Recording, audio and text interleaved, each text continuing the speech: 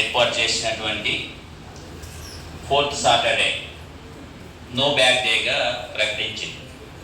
ఎందుకు no bag day అని మీకు ఏర్పాటు చేసిందనంటే, ఈ వారం పాటు లేకపోతే ఈ 3 వారాల పాటు మీరు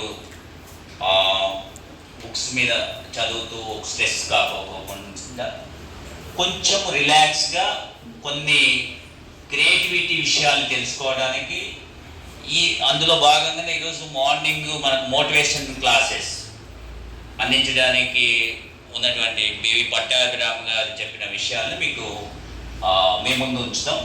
వాటిని మీరు విని దాని విధంగా ఏం చెప్పారు, మనం ఏ విషయాల్లో నష్టపోతున్నాము అనేటువంటి విషయాన్ని గ్రహించడం కోసం బివి పట్టాభిరామ్ గారు చెప్పేటువంటి ఏంటంటే, ఇప్పుడు మనం ఈ క్లాస్ వినబోయేది ఏంటంటే, మన ఆలోచనలు ఏదైతే ఉంటాయో అవే మనని నాశనం చేస్తాయి.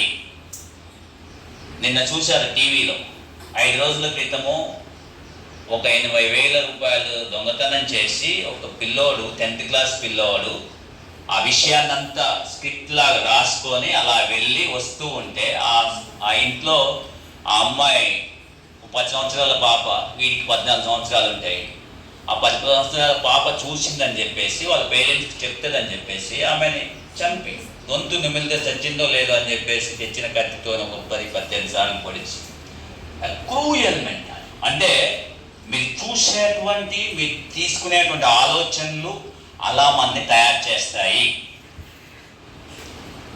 మీరు చూసే సినిమాలు కూడా మీ మీద ఎఫెక్ట్ పడతాయి.